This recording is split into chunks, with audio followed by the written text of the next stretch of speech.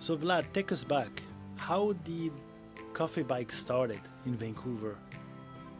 Hey Noah, thanks for having me once again. And look at me, this is exactly how Coffee Bike started.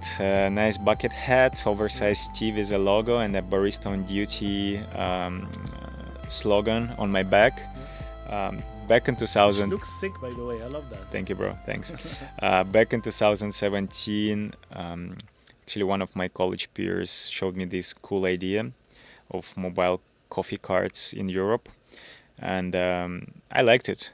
I liked it to the point where I got some savings. I asked a little bit of my parents' support, and I purchased something.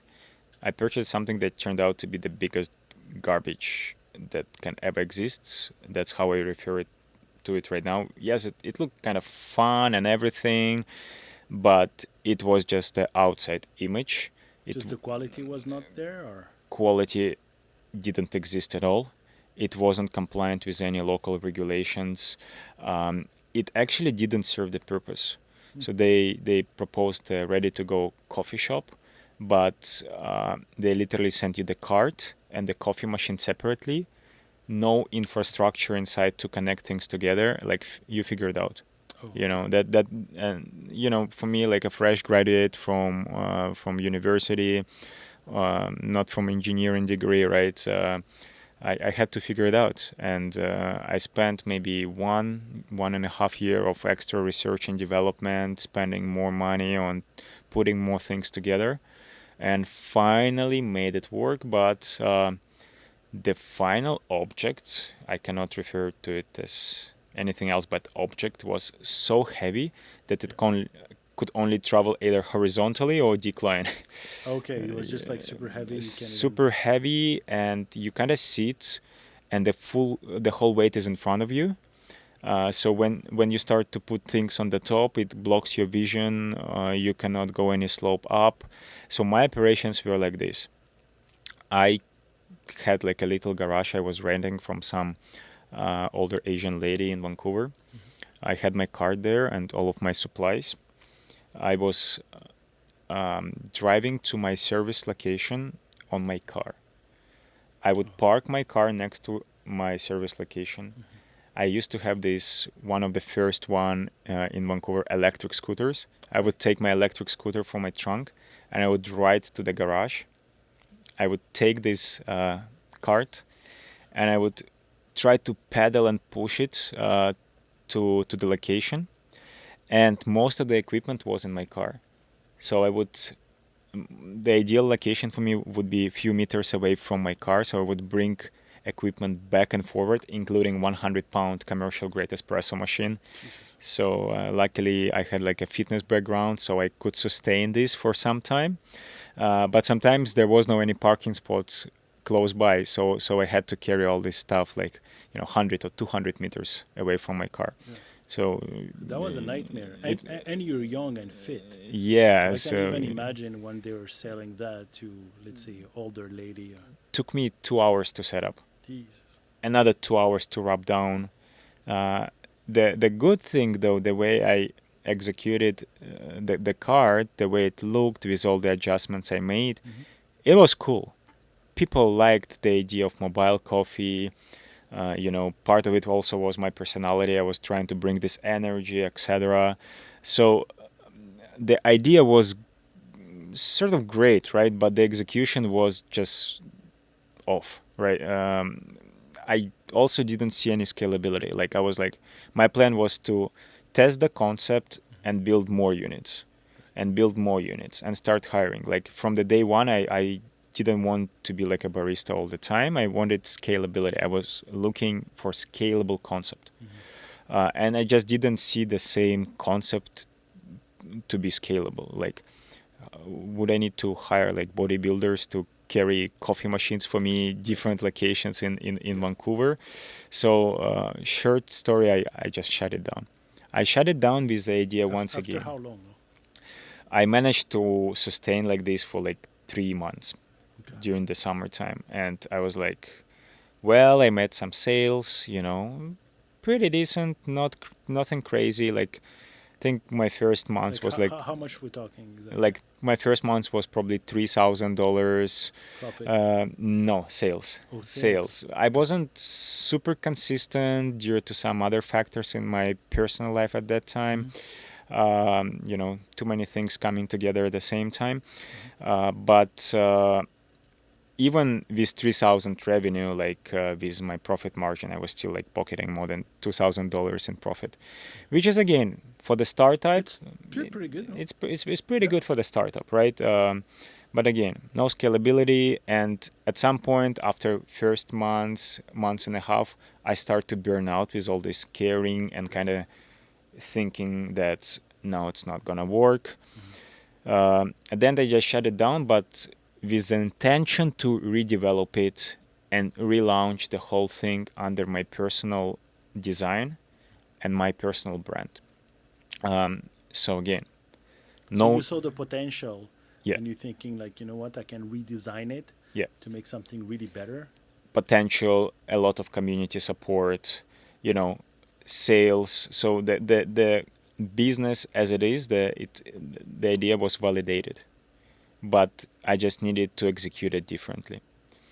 So I actually saw those delivery trikes riding around at that time in Vancouver, and I saw them online as well, where there is a bike in front and there is a big box behind your back, which is, as opposed to what I initially had, the idea was just flip from the push unit to pull unit. So the whole weight is behind your back, Right.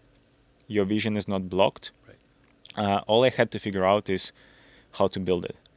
Again, my degree is just like a business degree.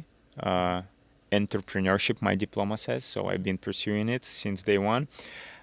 But no engineering whatsoever. YouTube, Reddit, Pinterest, different blogs, Instagram, whatever was available back in the And common time. sense, because you have the And common experience as sense. well. Yeah, exactly. That was very important as well.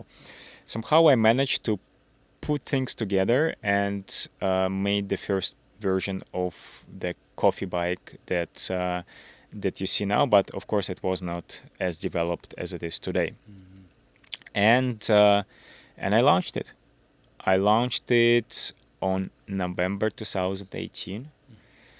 I probably should have waited until May, because at that time I didn't have this idea of partnering with indoor spaces, doing the events, etc.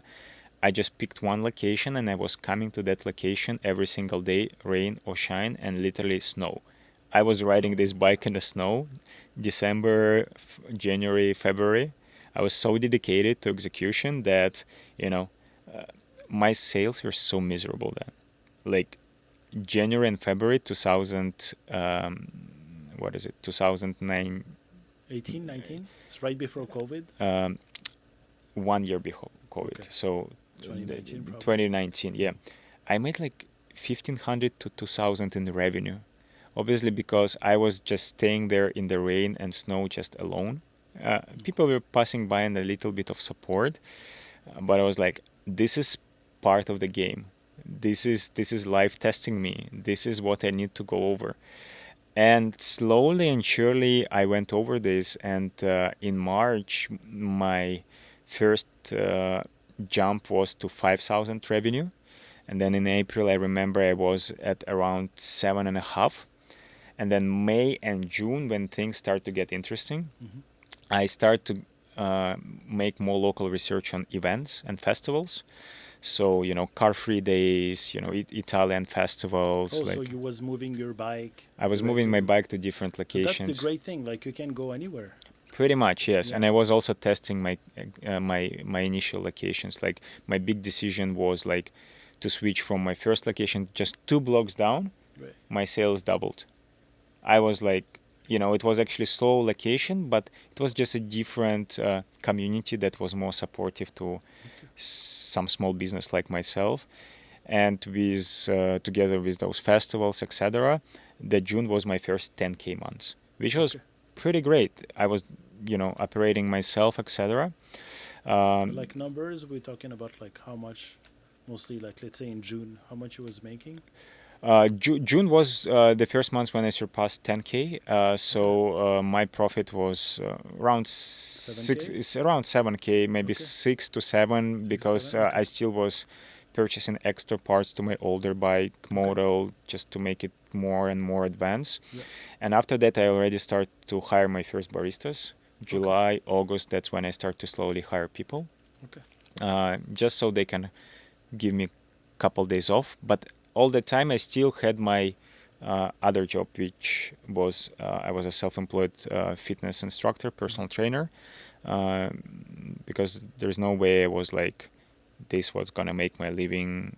It was still like a startup stage. Mm-hmm. Nothing was defined as it is. So my days were like 16, 18 hours. I would wake up 5 a.m. I would put things together in my bike. 7 a.m. I'm already at my location, and I would be serving maybe until 1 p.m. Okay. I made myself believe that people don't drink coffee after 1 p.m. because at 3 p.m. I was already with my personal training clients. Okay. And between 1 and 3, I still squeezed in my personal workout. I was committed even Oh, that time, right?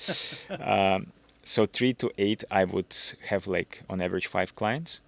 And then 8, I come back. And guess what? No, I'm not going to go to rest. I opened my laptop and I was researching all of those events, like sending emails. Hey, we have this nice coffee bike. Do you mind if we come to you? This is when we also start to receive some responses from offices. And in addition to smaller, like, SkyTrain station locations or park locations, we start to add rotational office visits. We had like up to 10 offices in Mount Pleasant area. Okay. We would be coming like Monday, Wednesday, Friday to 5 of them, 9 to 10, 10 to 11, 11 to 12. They were very close to each other. And then, So because the thing is like, because I have an important question with a coffee bike. So, yeah, are you able to, let's say, like C-SPAN in North Vancouver? Let's say yeah, they open basically 24 hours. If you want to get there at 5 a.m. yeah. in the front of their, and where you see like all the construction worker, Hmm. can you just bring the bike and be there at 5 a.m.? Yeah, why not? You can. Yeah, I mean, like the C-SPAN specifically would probably be like a private property, so you would need to get in touch with their management. But it's the way you present yourself and your business. Yeah. Most of Like the time, you it worked give. out for me great, right? Just be honest, be respectful, be straightforward, be on time, be genuine, and it's gonna work out. Okay. Yeah. So those So type you're of able to go anywhere you want. subjectively, yeah, like visiting the private properties, it depends on your communication and negotiation skills, Yeah. and also a bit of luck. Visiting the public properties would really depend on like your local permits and It's regulations. like a food truck then, basically. Pretty much, yeah. Yeah. It's like a food truck, and we've been operating toe to toe with food trucks on all of those festivals that I mentioned. And uh, the first year of operation, I remember we made total of 65K in revenue, Mm-hmm. which was pretty good. Mm-hmm. If I circle back to initial cart, which was like just no scalable, but Yeah. I completely validated the new one. It was mobile. I didn't have to bring anything from my car. Everything was inside. So by the end of 2019, I'm making this decision, taking a loan, and I'm expanding to 2 more coffee bikes. So making it 3 total coffee bikes, hiring more baristas, and creating this network of coffee bikes under my ownership in Vancouver. And that happened. A loan is taken, 3 coffee bikes total. I had 10 people in my team. I just Wow. hired some students mostly at that time. And we start to operate. And we start to get even at first indoor locations opportunities.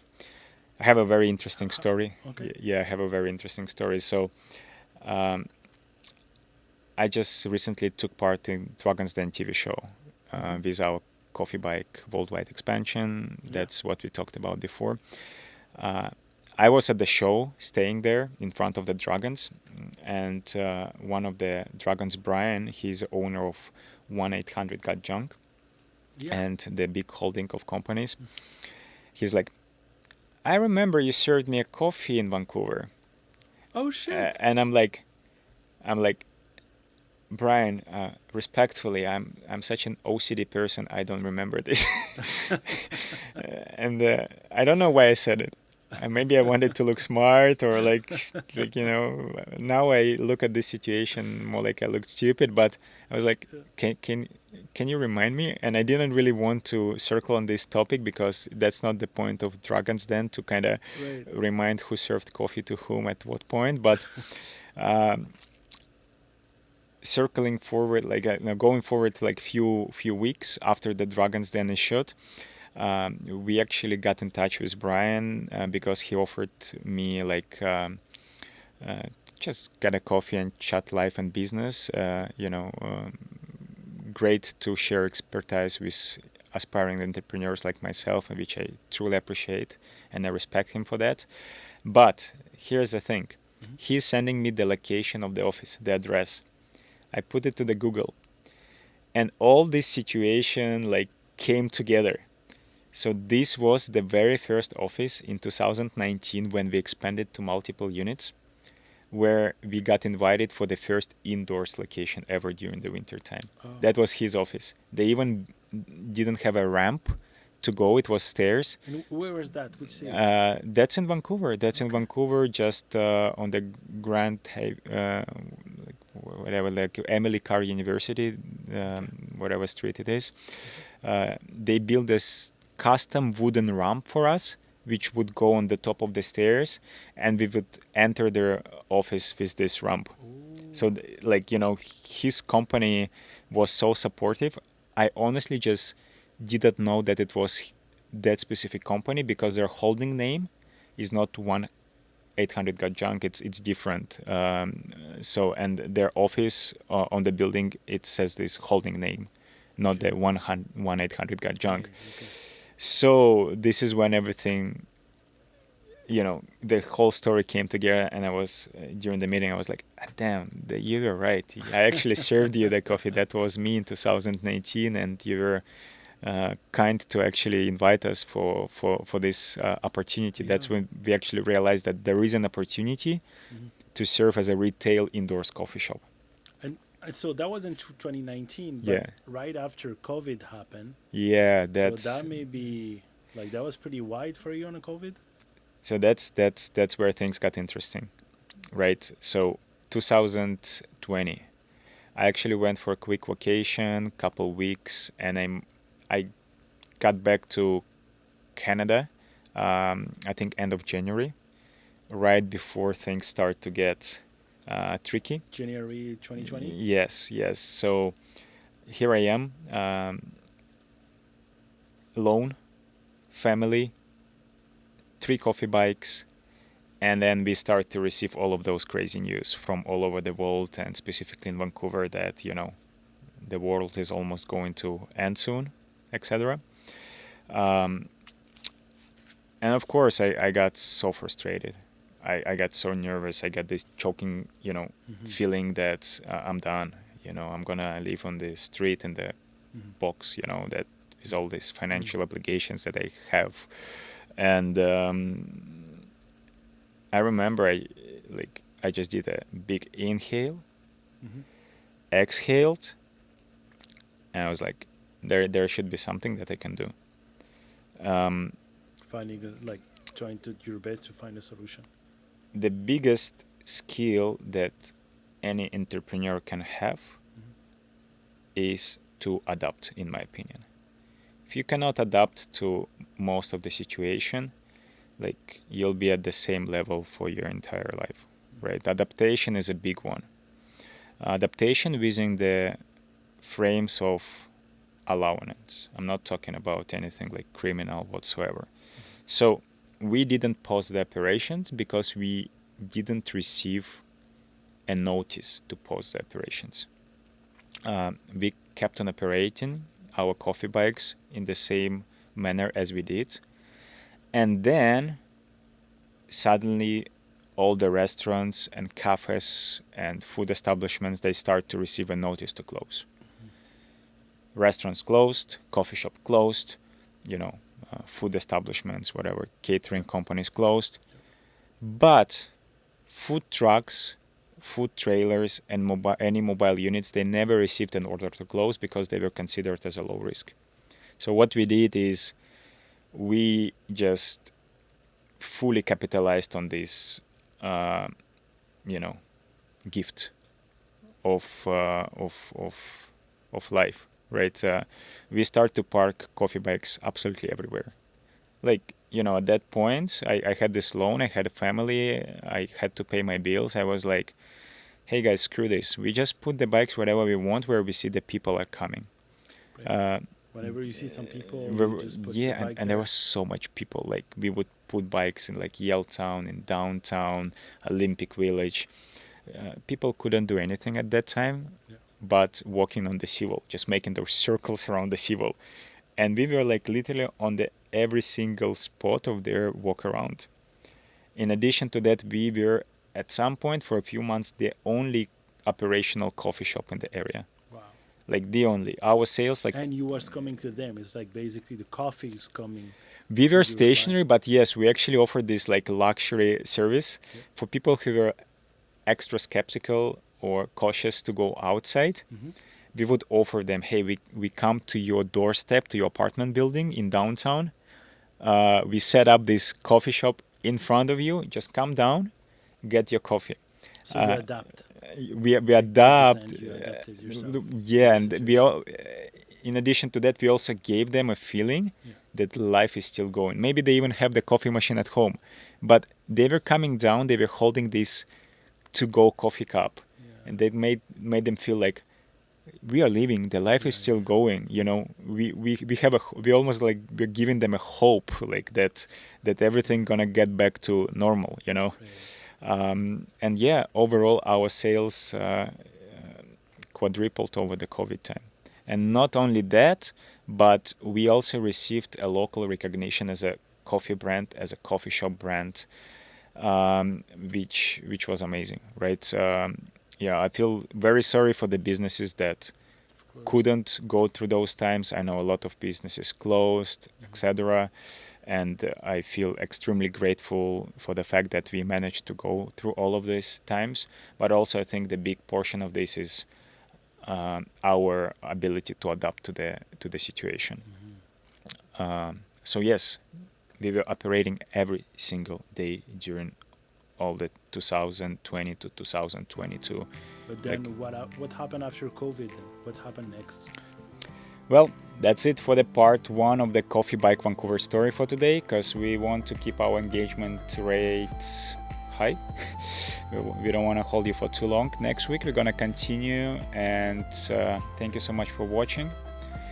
We will really appreciate your feedback, and if you feel like you want to join our Coffee Bike community, coffeebike.ca.